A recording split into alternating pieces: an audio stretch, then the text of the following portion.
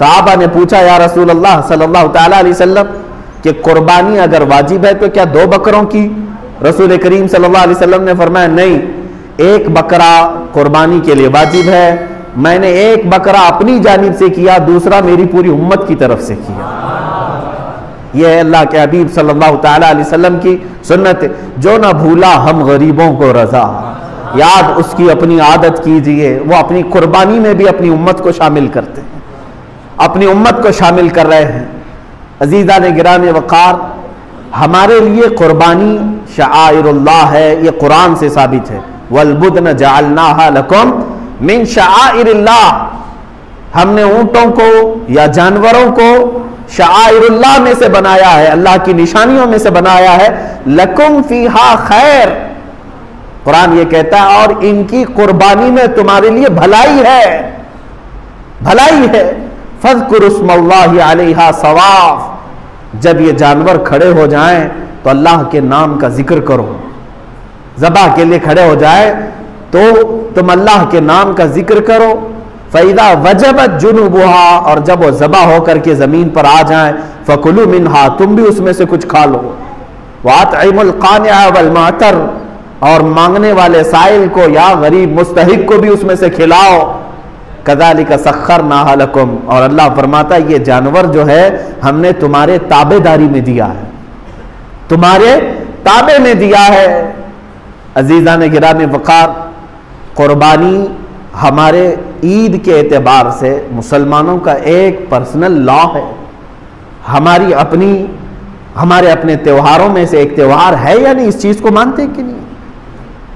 आज इस सिलसिले में मैं चाहता हूं कि जिम्मेदार हजरात भी इस चीज के मुतालिक बात करें कि जब हिंदुस्तान आज़ाद हुआ तो कई मज़ाहिब और कई अदियान के लोग हिंदुस्तान में थे।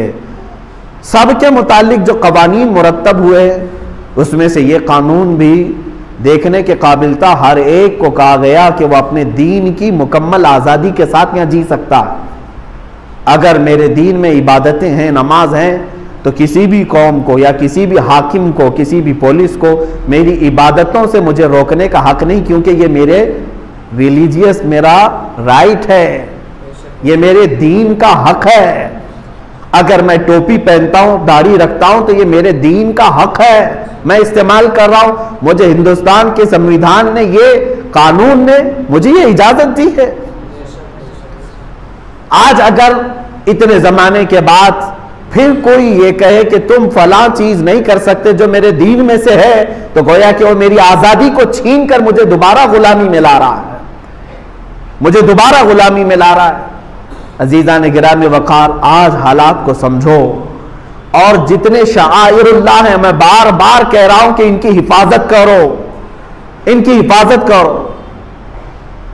चाहे जैसे भी हालात हों, दूसरी कौमों को भी हमने देखा है। अब मैं कुर्बानी के मुतालिक थोड़ी सी ये तारीख बताऊं। दूसरे लोग अगर ये समझते हैं कि सिर्फ इस्लाम ही है जो इतने जानवरों को कुर्बान करता है, तो ये उनकी खाम ख्याली है। थोड़ा हिस्ट्री भी निकालें और पढ़ें, तारीख को भी पढ़ें। यहूदियों में कुर्बानी है, ईसाइयों में कुर्बानी है, मौजूद है। उनकी किताबों से मैं साबित करके बताऊंगा, आज भी है। हिंदुओं के कई ऐसे मुकद्दस उनके मकामात हैं जहां पर कुर्बानी होती है, वो उसको कुर्बानी कहते हैं, बलिदान कहते हैं।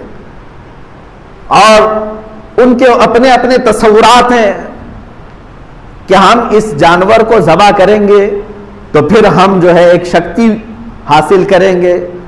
और हर कौम के नज़दीक एक एक अलग अलग तस्वुर बना हुआ है, लेकिन एतराज़ का और छेड़छाड़ का अगर कोई मकाम है तो सिर्फ इस्लाम को बनाया गया है, बाकी दूसरों की कुर्बानियां नज़र नहीं आती। अजीज़ान गिरामी, तारीख की पुरानी किताबों से भी मैं अगर आपको बताऊं, हर ज़माने में हर कौम ने कुर्बानी की है।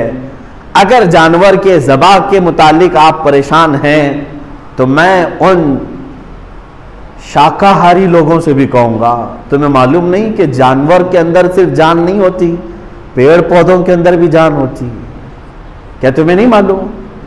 मेल फीमेल होते हैं दरख्तों के अंदर। सब किसान भी जानते हैं, कलमी करते हैं, दो दरख्तों को मिलाते हैं, एक मेल और फीमेल, तब वो जल्दी से बढ़ते हैं और अच्छे फल देते हैं। जानवरों के अलावा नबातात में भी, सब्जियों में, दरख्तों में, सब में जान मौजूद है। बस यह है कि वो चलते नहीं है, एक जगह पर खड़े हैं। जान तो उनके अंदर भी है, लेकिन तुम उन्हें भी तो काटते हो, उन्हें भी तो खाते हो। इस तरह से अगर देखा जाए कि किसी जान को नुकसान नहीं पहुंचाना चाहिए तो खुद अपनी जान की बलिदान देना पड़ जाए। तुम एक जगह बैठोगे, ना किसी फल को काट सकते हो क्योंकि उसके अंदर भी जान है, किसी सब्जी को काटो तो उसके अंदर भी जान है।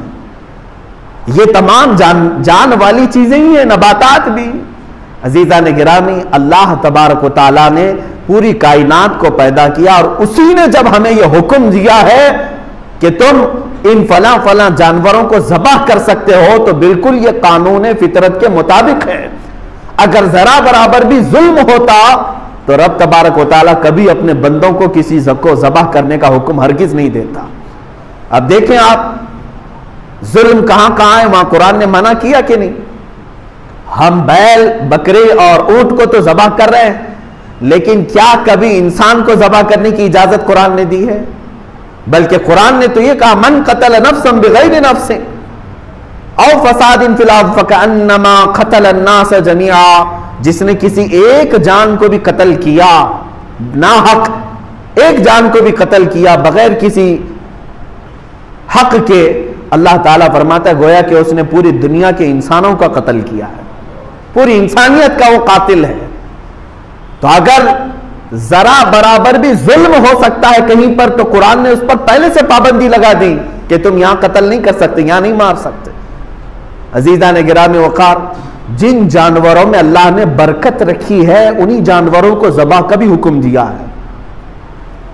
आप नहीं देखते लाखों की तादाद में नहीं, करोड़ों की तादाद में बकरे ज़बाह हो रहे हैं, बैल, भैंस, ये तमाम ज़बाह हो रहे हैं और ऊंट भी ज़बाह हो रहे हैं। लेकिन क्या कभी इनकी तादाद घट गई और कम पड़ गई? जबकि साल में ये 2 ही बच्चे देते हैं या 1 ही बच्चा देते हैं। जितनी तादाद में काटे जाते हैं और खाए जाते हैं, बैल हैं, बकरियां हैं, ऊंट हैं, भैंस है, इनकी तादाद कभी कम नहीं हुई, कभी शॉर्टेज नहीं हुआ गोश्त का। लॉकडाउन में भी नहीं शॉर्टेज हुआ, कभी नहीं हुआ। इनमें बरकत रखी है अल्लाह ताला ने। जबकि खिंजीर एक बार में 17-18 बच्चे दे देती है, कुत्ते को देखें तो वो भी 10-12 बच्चे एक बार में देती है, और ना उनका ज़बाह होता है, ना वो काटे जाते हैं, ना बेचे जाते हैं। बस शौकीन लोग खाते होंगे, बाकी आम तौर पर तो नहीं है। लेकिन उसके बावजूद जितने गलियों में, रोडों पर जगह जगह बैल, बकरी और भैंस नजर आते हैं, उतने कुत्ते तो नहीं नजर आते। इसलिए कि अल्लाह के नबी सल्लल्लाहु अलैहि वसल्लम ने फरमाया कि अल्लाह ताला ने इन जानवरों में गैब से बरकत रखा है। ये बरकत वाले जानवर हैं। किसी के पास बकरी आई तो समझ लो कि उसके माल में बरकत आई। खुद रसूल करीम सल्लल्लाहु अलैहि वसल्लम ने फरमाया, तुम्हारे माल में अगर सबसे ज्यादा किसी माल में बरकत है तो वो बकरी में है। जानवरों में सबसे ज्यादा बरकत है। इसी वजह से हुक्म भी हुआ काटने का कि तुम उन्हें ज़बाह करो, अल्लाह ताला उसके बदले और पैदा करेगा। लेकिन क्या हमें कभी बिल्ली काट करके खाने का हुक्म दिया अल्लाह ताला ने? बिल्ली भी हर 4 महीने पर 4-4 बच्चे देती है। 5 महीने 6 महीने नहीं गुजरते कि उसके पास 4-5 बच्चे होते हैं, लेकिन कहीं पर भी बिल्लियों को ज़बाह करने का हुक्म नहीं दिया गया। दूसरे बहुत सारे जानवर हैं, कुरान पाक ने मना कर रखा है कि इन जानवरों को तुम काट नहीं सकते, ज़बाह नहीं कर सकते, क्योंकि जो पैदा किया है वही बेहतर जानता है कि तुम्हारे लिए सूटेबल क्या है, तुम्हारे लिए मुनासिब क्या है, वो बेहतर जानता है। अजीज़ान गिरामे वक़ार, कुर्बानी के मुतालिक बहुत सारी बातें हैं। अब अहादीस की रोशनी में मैं थोड़ी सी बातें अर्ज कर दूं। सहाबा इकराम रिज़वानुल्लाहि ताला अलैहिम अजमाइन सरकार दो आलम सल्लल्लाहु अलैहि वसल्लम की बारगाह में आए और पूछा, मा हाज़िहिल अज़ाही या रसूल अल्लाह सल्लल्लाहु अलैहि वसल्लम, ऐ अल्लाह के रसूल ये क्या है, ये कुर्बानियां क्या हैं? नबी कौनैन सल्लल्लाहु ताला अलैहि वसल्लम ने फरमाया, हर जानवर के बदले तुम्हें नेकियां हैं। सहाबा ने पूछा, अगर हम ऊन वाला यानी जो भेड़ होती हैं बहुत सारे बालों वाला बकरा अगर हम ज़बह करते हैं तो क्या इसमें